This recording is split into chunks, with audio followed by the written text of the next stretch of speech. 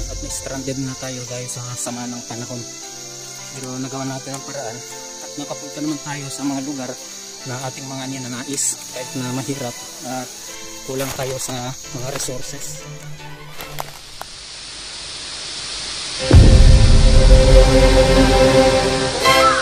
So ayon sa guide natin, tayo ang kauna-unahan na non-Calayan resident na bibisita dito sa Nagsarmingan Falls. May mga nagpupunta rin dito sa Nagsarmingan Falls pero bibisita, tapos purely na taga-Calayan Island sila mismo. Yun, so mapalad tayo dahil hindi lahat ng mga tao ay may pagkakataon na makapunta sa mga pambihirang lugar dito sa Calayan. Hindi pang karaniwan at malalayo ang mga falls dito. At bilang isang mahilig sa kagubatan, ito yung mga gustong-gusto natin pinupuntahan, yung mga hindi kilala, yung mga hindi pa gaanong sikat, o yung talagang hindi pa naririnig ng mga karamihan. Napakakapal na kagubatan guys. Dito rin matatagpuan sa kabundukan ng Calayan Island ang tinatawag na Piding. Hindi mo siya makikita saan man sa mundo kundi dito lang sa Calayan. Ito kasi yung mga gustong-gusto natin ginagawa, yung mga pinupuntahan natin, yung mga lugar na hindi pa gaanong kilala o yung may mga potential na maging magandang pasyalan. So may mga nakikita tayong mga picture sa internet kaso mabibihira at hindi siya gaanong detailed, hindi siya detalyado. So hopefully itong pagpunta natin ma-document natin ng lubusan upang talagang ipakita natin sa mundo ang tunay na kagandahan ng Calayan na hindi lamang makikita sa ibabaw na bahagi nito. Ang kagandahan ng Calayan Island ay makikita hindi lamang sa mababaw na bahagi kundi sa mga kaloob-looban ng kagubatan at sa mga lugar na hindi nararating ng mga ordinaryong tao. Mapalad tayo at magagawa natin ito kasama ang mga tropa natin na taga Calayan. Ang hindi pang karaniwang punong kahoy din na makikita dito sa kagubatan ng Calayan. Tulad nito, napakalaki nito. Hindi natin alam kung anong klase ng punong kahoy ito, pero talagang napakapambihira. Ang lalaki pa ng mga punong kahoy na matatagpuan dito. Napakahirap ng aming dinanas dahil sa layo ng aming patutunguhan. Isang pambihirang punong kahoy, hindi natin alam kung anong pangalan nito, pero tunay na kagilagilalas ang matatagpuan sa kabundukan at kagubatan ng Calayan. Napakataas na puno. May nakita tayong ibang klase ng nilalang na hindi natin nakikita. Isang pambihira.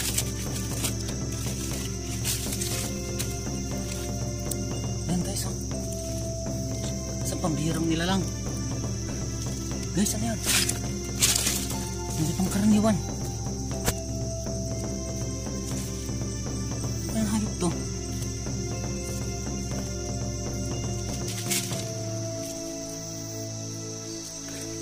Ano kaya to guys?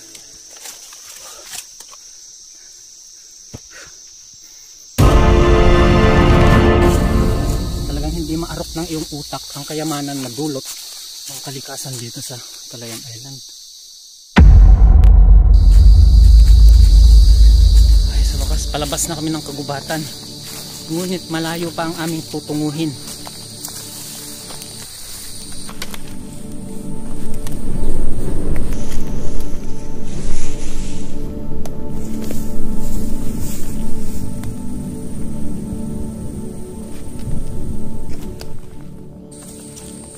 Isang oras na kami naglalakad at naubusan kami ng enerhiya.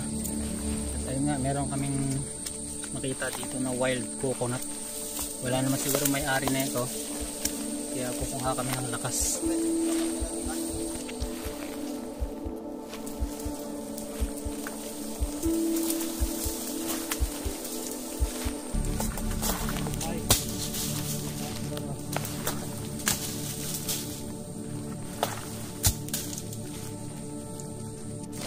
Anong oras na ma'am?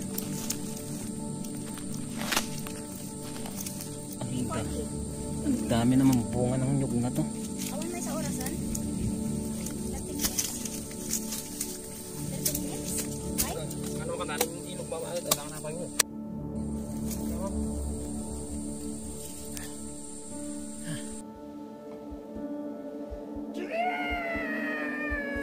saving yung coconut juice guys. Parang mamamatay na kami kanina.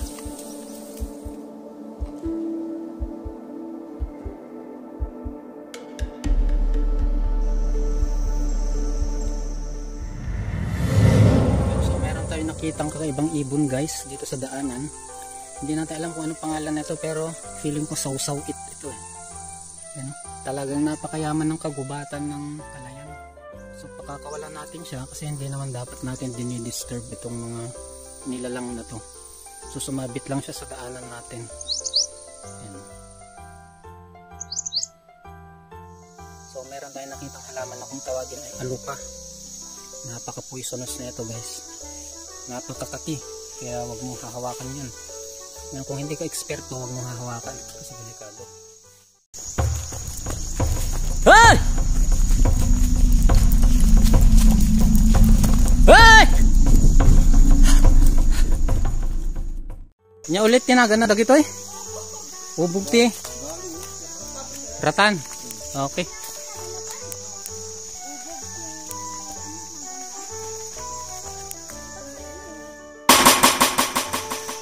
Magalayaw. Ata, ito takkel. Tangken natang kayo ah. Magalayaw. Nagan natin nga kayo. Ato eh. Oh. So makadeg. Makadeg daw ang pangalan ng punong kahoy na to. Alam ko na kung bakit mangilan-ngilan ang nangangahas na pumunta dito sa Nagsarmingan Falls. Napakalayo at napakahirap ng daanan. So naririnig na namin yung ilog guys. Pag ganun eh malapit-lapit na. So tatahakin na namin ang ilog. There's no way na hindi ka mababasa. Talagang mababasa.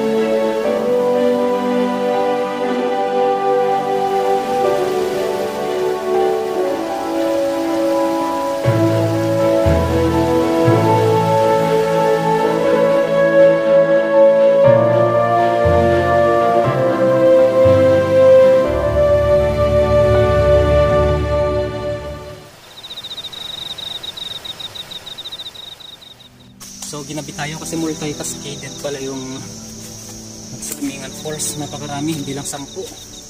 So salamat sa Panginoon at natapos natin ang ating target ngayong araw na to kahit na ginagawa tayo sa layo ng aming nilakbay at hirap ng daanan. Hindi na ako magtataka kung bakit pangilan-ilan lang pupunta dito sa Nagsarmingan Falls. So mayroon tayo nakitang mga wild santan dito. Iba ito sa mga santan na nakikita natin sa mga eskwelahan. Tignan nyo yung dahon, no? Malalapad. So wild santan na tawag. At sa aming pag-uwi, baon namin ang kaligayahan na dulot ng inang kalikasan. So amo yung anak situnhan yung ipaangutan kung nanakanlat tamang ba't ginakan pinay paangot. Baka nga bulag ada dyan. Lalai. Hindi mao, di ka na pamuspusan ma'am. Among di ka damon di unana. Dati plaka pa ilang pusa rin dati sir. Iti ko. Yan, bububal ng sa CD. Oh. Nangiyuram sa kanti mas guys sa ating paangot ika po na ma'am. Victor wag unana ka na yun. Talay na talaga. Laing data nga buldingan. Ako na ba din mata. Pakinggan natin yung huni ng iba't ibang klase ng ibon guys.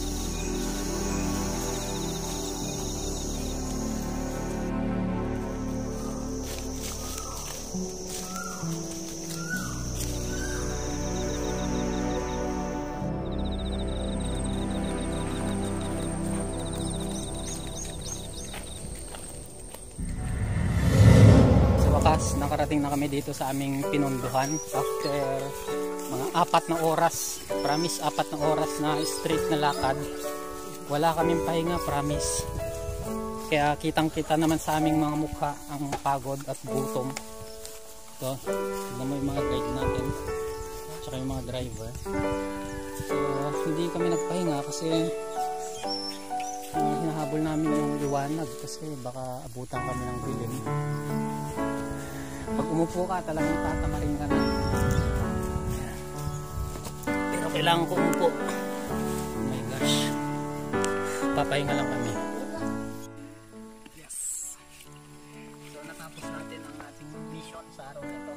Natapos tayo pero talagang nagsumikap tayo. Pinilit natin marating ang hindi dapat marating. Pinilit na sumuko.